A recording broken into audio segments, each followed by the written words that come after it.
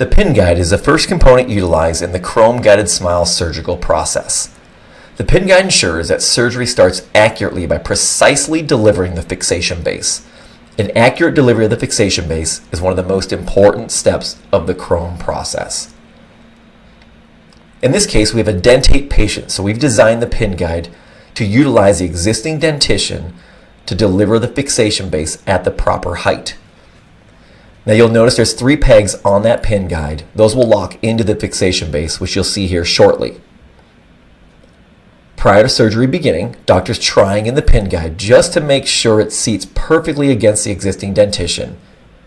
Now you can verify an accurate seating because we've designed those 3 cutouts in the pin guide so you can see that it's seated against the existing dentition.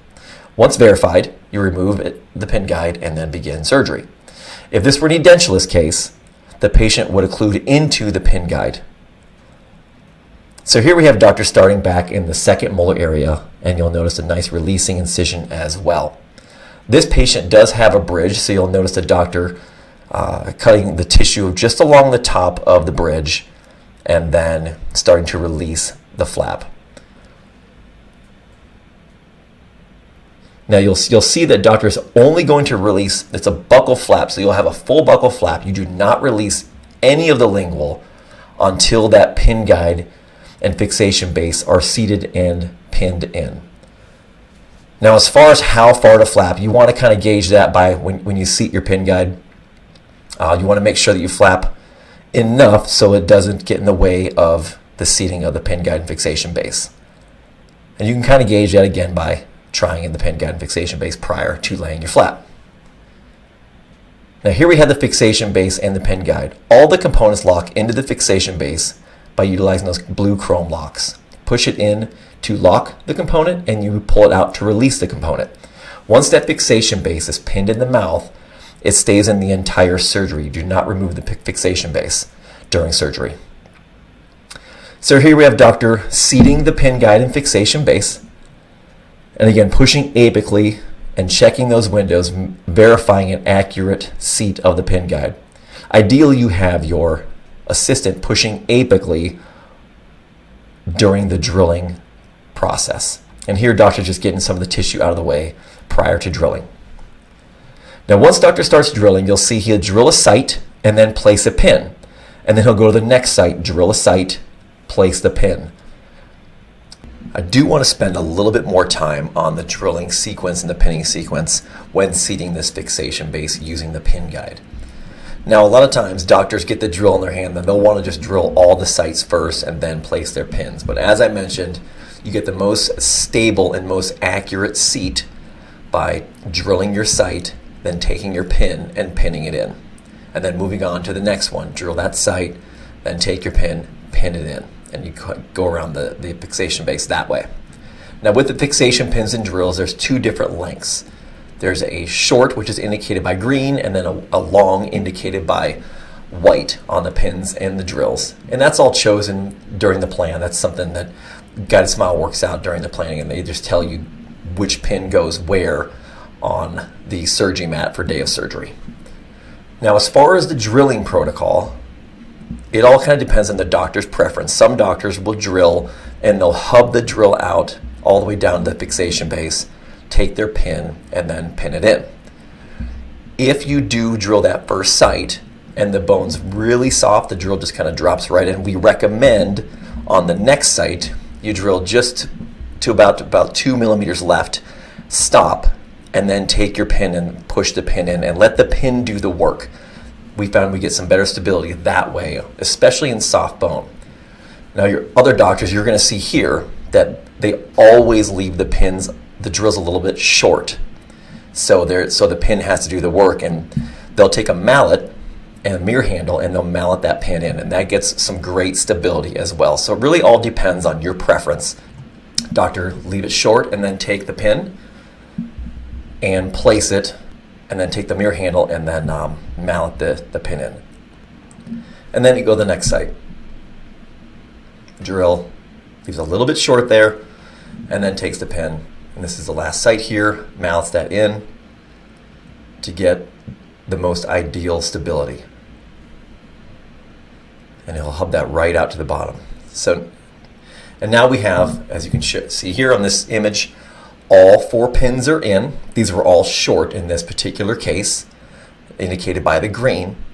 And you want to make sure that those pins hub out all the way down to that fixation base. Again, that'll give us the ultimate stability for Chrome Guided Smile. Once it's all pinned in, then you release the pin guide by disengaging the blue chrome locks, and now you're ready to extract the teeth and reduce the bone down to the level of the fixation base. So now we're taking the first scan of our photogrammetry scans. Doctor is using the fixation base as the fiducial marker pre-surgery and post-surgery.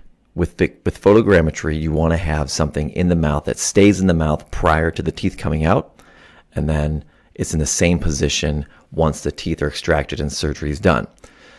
The fixation base, being that it's pinned in and it does not move pre and post surgery, is a great option for a fiducial. So here doctor is just scanning the teeth, capturing some tissue as some landmarks, and then just making sure that that fixation base is scanned nicely. You want a few different landmarks to mesh pre and post surgery. Once this is done, we can move on with extractions. The fixation base sets the foundation for the surgery. Once it's pinned in the mouth, it stays in the mouth until surgery is complete and all the components stack into the fixation base. One unique feature with Chrome Guided Smile is the patented floating guide technology. Now what this means is the fixation base never touches the bone, as you see here in the image. It does not touch the bone anywhere across the ridge.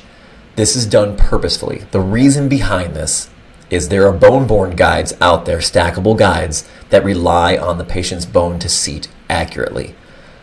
There are some inaccuracies that can come up when evaluating a CBCT due to thresholding. If there's an inaccuracy that comes up on a CBCT and a bone-borne guide is designed to that CBCT and the threshold chosen, there's a potential for the practitioner to have to adjust the bone or adjust the guide to get it to seat. If you have to adjust either the bone or the guide, then something is going to be off with surgery, whether it's implant position, bite. There's a lot of things that could be off. That's the reason why Chrome Guided Smile has built in this 2 to 3 millimeter gap built into the delivery of the fixation base to remove the potential for inaccuracy. So here we have everything pinned in the mouth, and doctor is now going to start the process of extracting teeth. And this is a bridge, so doctor initially is going to section the bridge just to make it a little bit easier. You don't want to break the bridge if you don't have to remove it during the extraction phase. One thing you want to be very wary about is that you are not putting pressure on the fixation base. Don't use it as a fulcrum while extracting teeth. I mean, due to the fact that it's chrome, it's strong, and it's a very stable guide, it's easy to kind of want to rely on that when extracting, but just make sure you don't put any pressure on that guide during extraction. And you'll also notice the throat pack. It's very important. That's an aside. I've been chairside many times where doctors don't use a throat pack, and bad things can happen. So always remember to put that throat pack in. So now the doctor's going on to flapping the lingual flap. Keep in mind, when seating Chrome Guided Smile, it's a full buccal flap. There's no reason to start flapping the lingual until the guide is seated, and you really just have to adjust the lingual flap enough to get the bone reduction out of the way. So usually we'll see doctors, they'll suture the flap together just to keep it out of the way of the bone reduction, and then you'll have an assistant come in and still help hold that flap back. Again, just makes things a little bit easier during bone reduction. Now, as far as how to reduce bone, there's many different ways you can do this. You can do a surgical saw, rongier only, then maybe finish off with a burr, just a little bit of combination of rongier and burr. That's what this doctor's doing here. Starts with a little rongier, and then we'll move to a burr to start flattening the ridge. So now we have the burr, and then we'll start flattening the ridge here. And you just want to flatten this to a nice, flat, even level with the fixation base itself. And you'll kind of eye that up a little bit also feel the transition with your finger between the bone and the fixation base once you think you've reduced enough bone. Now, as far as how far back do you go on the bone reduction, you just go a little bit past that chrome fixation base, as you see there, just to ramp it back a little bit. But again, just making sure everything's nice, flat, and even with that fixation base.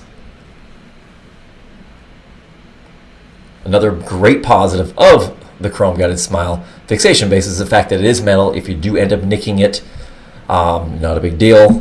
Whereas if it was plastic, there could be some issues. The osteotomy guide for Chrome Guided Smile is designed to the exact specs of your guided drill kit, and it facilitates the stable, controlled drilling for the implant depth, trajectory, and the indexing rotation on those angled multi-unit abutment angled implant sites. So here we have a surgery with 6 implant sites. The 4 posterior are planned for angled implants and angled multi-units. Now, if you notice, those notches on those posterior sites, those are to help you time out the implant at the proper rotation to receive the angled multi-unit abutment in the right position. Now, doctors are going to seat the osteotomy guide into the fixation base and lock it in with those 3 chrome locks. It's a very stable connection between the fixation base and the osteotomy guide.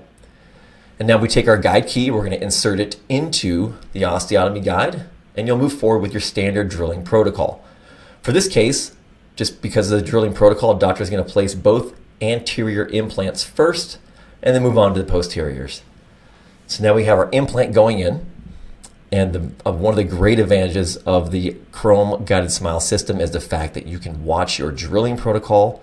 You'll notice you have nice irrigation, and then you can watch that implant go in as well. So you have full visualization of everything going on during surgery.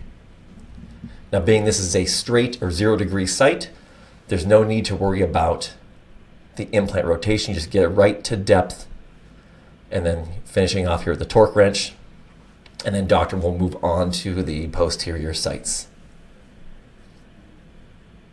So now the guide key's in.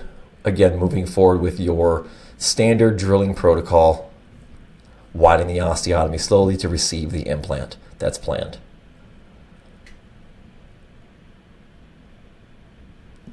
So again, just appreciating the visualization here, the irrigation during the drilling. And now the implant's going in, and he'll finish it off with the torque wrench. Now this is where you line your indicator up with one of the 6 nubs. In this instance, that nub is going to line up right dead center in the middle of the flat on the guided driver. We'll watch that a couple more times here as we do the other implant sites. Just timing it out again in the system. Right here, you're going to have the nub to the flat. And just repeating that. And this is very important because this is going to dictate the trajectory of your temporary cylinders during the pickup. And also, of course, where that screw access hole is going to come out of the prosthesis. So the timing is very important. So slow down here, pay attention to your timing, make sure you're timing it dead onto the indicator. Again, the nub to the flat, right in the middle of the flat there. And now everything is seated, and doctor's checking everything out. He's going to remove the osteotomy guide, make sure everything's done perfectly at the right depth, and then the next step will be unpinning the osteotomy guide, releasing it from the chrome locks, and then it's time to seat your multi-unit abutments. All right, so now we have the carrier guide. We're going to introduce this twice during surgery. The first time is to verify the bone reduction, post-reduction, make sure the bone is leveled out properly. And then the secondary function, especially with photogrammetry cases, is it's a nice block out for the iOS capture for that intraoral scanning. So, and it's also a different color with our photogrammetry cases, again, just to help with the scanning process. And then it will also give you your abutment rotation indicator on those angled multi-unit abutment sites that will coincide with the rotation of your implant. So initially, when the bone's reduced, you'll bring that carrier guide in, and doctor will seat that just to verify the bone reduction. That's the first time it's introduced, and then, of course, implants go in, and then it's time to seat your multi-unit abutments and do the second, one of the second photogrammetry scans here. So Now we have doctor is the implants are in, seating the cover screws on each of the implants because he's going to do some profiling. The bone profiling is very important around each implant site because you want to make sure that the multi-unit abutments are seated all the way down with a nice connection to the implant platform. Some implant kits come with a bone profiling drill. Other doctors, just as you can see here, just use a burr to kind of go carefully around each of the implants. Again, just profiling just to make sure that the multi-unit abutments seat properly. Now he's introducing the straight multi-unit abutments. There's no timing indicators with that, so those can just be seated and then torqued down because, again, there's no worry about how to time that out properly with the implant being it's a straight multi-unit abutment site. And next we're going to introduce the carrier guide. So this is where doctor would bring the carrier guide in, and you see those two indicators on the posteriors. That's where on the angled sites you will align the screw access hole on the angled multi-unit abutment site to give the proper timing of your angled multi-unit abutment to have that screw access hole in a nice position when you're screwing that prosthesis in. So this is all planned out pre-surgery, and then introduce the carrier guide to seat all that. So once all the multi-unit abutments are in, we can see they're in a very nice position, and now it's time to move forward with the next scan, which is going to be the photogrammetry scan. So here you see doctor seating the iCam dominoes, and this is going to give the lab the exact positions of those implants and multi-unit abutments for planning and designing the prosthesis. So these are the iCam dominoes, and he's going to clean those up. You want to make sure those are nice and clean prior to taking the photogrammetry scan with the iCam. And here we are. Typically it's about a 10-15 second scan. If you're really good, you can get it done in about 5 seconds, but usually 10-15 second scan. And now doctor will remove the dominoes. The photogrammetry portion is done here. We still have to do a intraoral scan, of course, to capture that fixation base next, and that's what we're doing here. So now we have that carrier guide back in. Doctor has put the cover screws on each of the implants, again, to help with scanning and get us the proper alignment to help mesh that pre-operative scan we did with that fixation base. So now doctor's capturing that fixation base again, along with those positions of the implants. It's a little bit of a trickier scan here, but as long as we have a few landmarks on that fixation base, we'll be good to go. You can see how nice that bone-colored fixation base or the carrier guide scans. Again, just ease with scanning. So he went around and kind of captured the fiducials, again, capturing that fixation base, being it's in the same position pre and post. And then once that is done, all the scans are done. So we have our pre-op scan, our post-op scan, and then again capturing those fiducials in both pre-op and post-op. And remember, this was the fixation base, was the fiducial. And then of course you have your photogrammetry scan as well. And now doctor has removed chrome out of the mouth because we're done with all of the initial scans. The most important scans are done. And here doctor is now suturing the patient. He removes some of that palatal tissue because that bone reduction, you don't want excess tissue.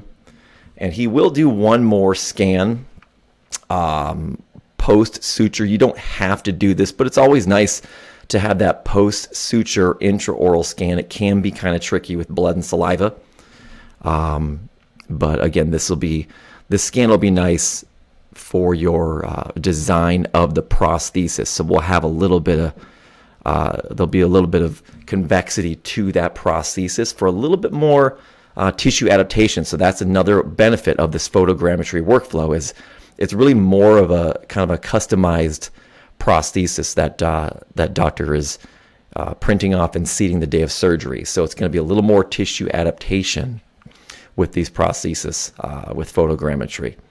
So at this point, this is where the scan would take place. You'll scan the arch. Again, it's kind of a tricky scan with the blood and saliva, but I'll scan that arch, and that's going to give the lab a little bit more customization on that prosthesis when designing it. So again, looks better for the patient. It keeps a little bit more pressure on that tissue as well. So just overall, a much better prosthesis with these photogrammetry scans. Now, I mentioned it can be tricky. So there's a second option. There's a workaround that we can do if for some reason your iOS does not pick up the tissue and blood. What we can do here, as you see, is doctor took a reline impression of the arch. So he took the denture, seated that reline impression, and what we can do, again, this is an optional workflow. You don't have to do this. Ideally, you can just kind of take your iOS scanner and scan that arch. But we want to show both ways to do this just in case this workflow is happening and you cannot capture that. You want to make sure that you, of course, get that tissue. So what we've done is took that reline impression. Now we're going to do a 360-degree scan of that prosthesis, of that denture, and that's going to capture on that intaglio the healing caps, the tissue, and from that scan we can align that with the pre-op scans and design a nice prosthesis that's going to fit to the tissue.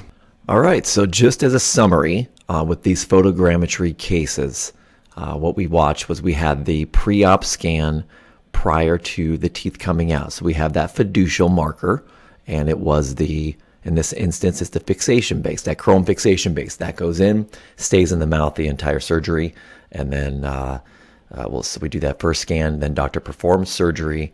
Once the implants are in, then it's time to have the multi-unit abutment seated, and then take that photogrammetry scan with the iCam in this instance. So we saw those dominoes be seated, and the photogrammetry scan with the iCam was performed.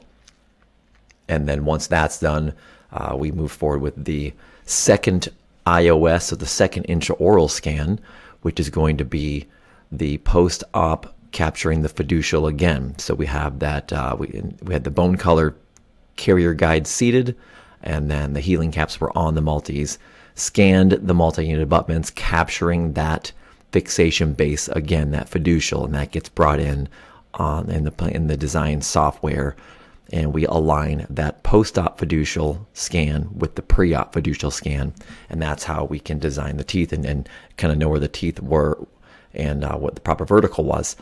And then we did one more scan, which was that tissue scan, so post suture tissue scan, and that's where we get that nice, as nice as possible, being that it was just surgery, but a nice tissue adaptation on that prosthesis, making it more comfortable for your patients. So all those files get sent to the lab. Patient kind of hangs out, and the lab designs a prosthesis, and typically 30 to 45 minutes, it's back over to a doctor. They'll print the prosthesis and seat that and send the patient on their way. So very nice procedure done fairly quickly with and getting those teeth designed, and then doctor prints in office and sends the patient. And then we also showed the backup workflow in case you can't scan that healed, the sutured tissue just because of blood and saliva. We showed an optional workflow with that denture. So we did the denture reline and a 360 scan of that as well. So we wanted to kind of cover all the different workflows here in this video, but again, just showing how the whole process works to get your patient into some nice custom. It's custom to their arch set of teeth, printed in office the day of surgery.